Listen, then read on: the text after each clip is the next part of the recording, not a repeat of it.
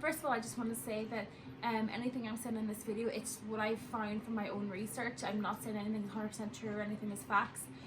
It's just what I've been looking. I've been doing these for a few weeks now, and I did lots of research before and tried to figure out what works best. I've tried different materials to do the non-woven lining, and this is the one that I find best. It's most breathable and, you know, less sticky, and it can be rewashed as well.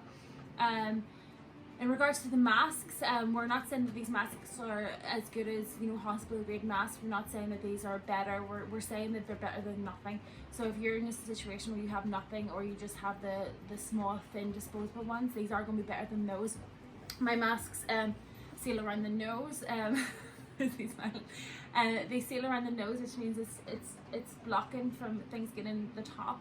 They're close to the side, and they fit it at the bottom as well. So it's really at your own discretion to use these. Like, I have been using them, and, you know, obviously there's no way of actually testing like how good they are, but from research, what research is saying, not me, but research is saying, is that these are like 50 to 60%, you know, better than not wearing a mask.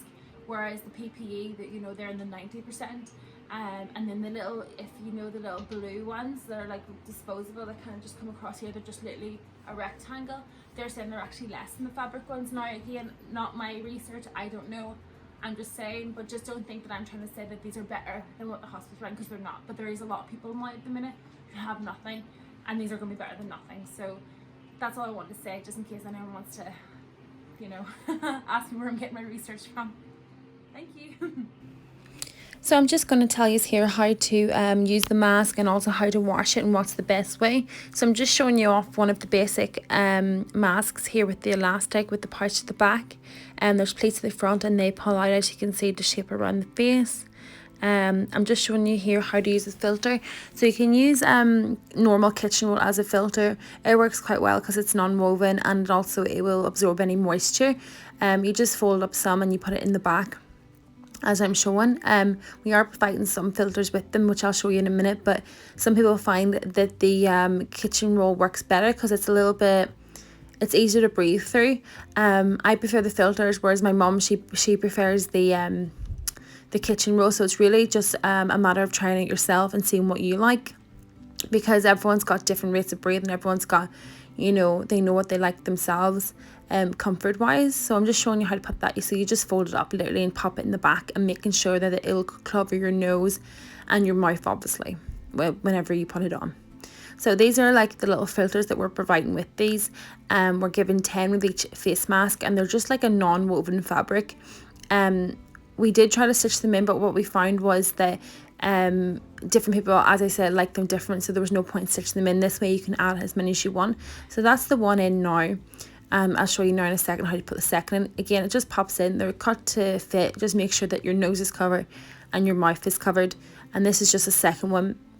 I can wear the two filters, and I do, but as I said, my husband, he thinks that one is better. So it really just depends what your personal preference is. Just the only way to find out is to literally, when you get your mask, try them all the ways and see how you get on. You know, the non-woven, it might get a little bit more sticky. So this is actually just a child's mask. I'm just showing you how they're put on. This one has two straps on the side, and it goes around your ears, and that's just me molting the wire to show you. Obviously I'm not going to try it on because it's a kid's one, but that's the one with the elastic. Now, most of the ones that we're now doing have the elastic that goes around the back, but we do have I'd say about 30 or 40 that is elastic around the ears. These are going to be given to people who won't be wearing the mask or as long, whereas the elastic around the back is going to be given to the likes of the NHS and people who are going to be wearing them for long periods of time. So as you can see, I've just popped it on here, and you just pull it out to cover your face as shown. As you can see, there's wire around the nose, and you just push it around to mold around your nose. As you can see, there's no space inside, it's snug at the bottom, and then because of the wire, it's molded around the nose. So I'm just showing you here, you can just take it off from the bottom and let it hang there, so that you can, you know, take a minute to breathe or whatever. But make sure you're not touching the front of it. It's very important, because if you have any germs there, you don't want to be sharing it around. So I'm just showing you here that the elastic, you can wear it higher, or you can move it to lower, you know, so that if it starts hurting you in one position, you can just kind of move it around.